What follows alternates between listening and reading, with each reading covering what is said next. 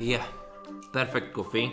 Needed it because this is no time for a rest. Yes, you say it's an off season, but it's the time of to work the most. You don't agree? I will explain you why. Let's talk. Alright guys, welcome back to my channel. Very glad you're here. My name is Jan Boris. This is a new show, and before I'm going to start to talk about the topic why this off-season is actually not an off-season, I would ask you to approach my new Instagram, which I commit completely to Eurovision. Yes, I created a Eurovision fun Instagram. Yes, believe me or not, I did it because I wanted to diverse from my personal Instagram, which is most about my photography, to Eurovision based Instagram, which should be about Eurovision basically. So enjoy it. I will put some content specifically for it, or I just will communicate through it, use photos, blah blah blah. I actually don't know. I just want to also use this channel and I didn't want it to mix it. So if you become a fan of my Instagram, perfect. What did you say, fan or like? Oh my god, I forgot completely how this works.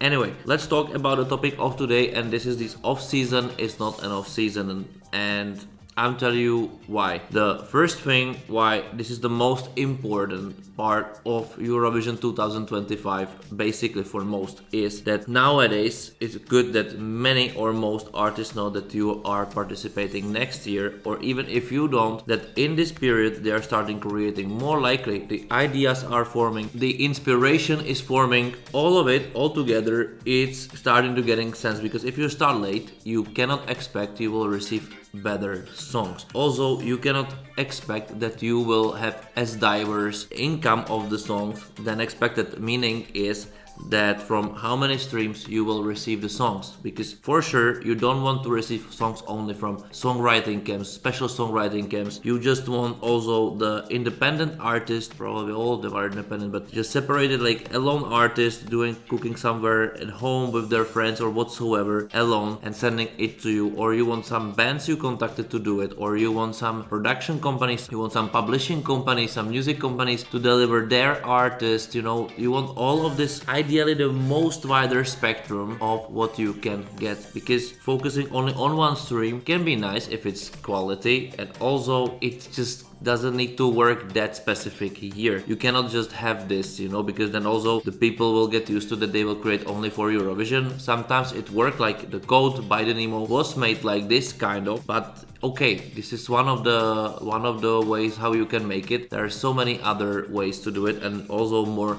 natural ways, let's say, than songwriting camps, which can start something new. But honestly, I don't think this is the formative, you know. It can create perfect singles. It's still not the perfect source in my opinion. It's one of the sources which might appear that year perfect. But why I'm telling this again, back to finish the circle, all of this to start up, to make, you know, companies think, individuals think, you need to give them as much space as possible before it's too late. And this is exactly this time of the year. Sometimes it's even a little bit before. For example, in 2019, I was approaching artists and companies even before the big Eurovision started, you know, and already they were starting to send me songs during the Eurovision, because they knew, and I was very lucky that I made possible that we knew that we will have 2 years in a row, so I could really plan. But also that made it before summer, basically before July, or maybe during July, I had almost all the songs, because we already had the battery of people, sources where we can gather the songs from, and we were also communicating, and this is the perfect period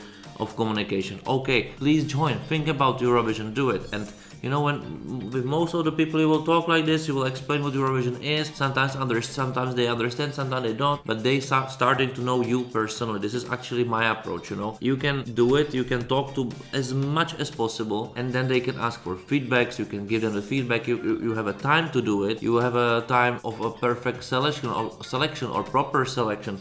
You don't need to, you know, be like, this classical person, let's fill it with somebody. No, let's do it properly. And because you implement those things soon, you can expect that much more conversion rate, let's say, of artists will be thinking about it during the summer, or even during few weeks, and then they will start into working on something, because they will understand that there is a possibility, this makes sense, this project makes sense for them, this is the period of time to do it. And this is exactly what producers do. Lots of producers really do now, because what is important during the summer, a lot of people will really go vacations, or lots of artists will go on tours because this is their period of festivals, and so they wouldn't have a time. They will not have a time to create. It's basically impossible. You cannot create on tour. Like, you can, but you know, you are depleted, you are in one, you're doing things, blah blah blah blah blah. But when you go with this thought in mind on tour with your mates, with your band, you can talk about it, you can inspire, you can spread,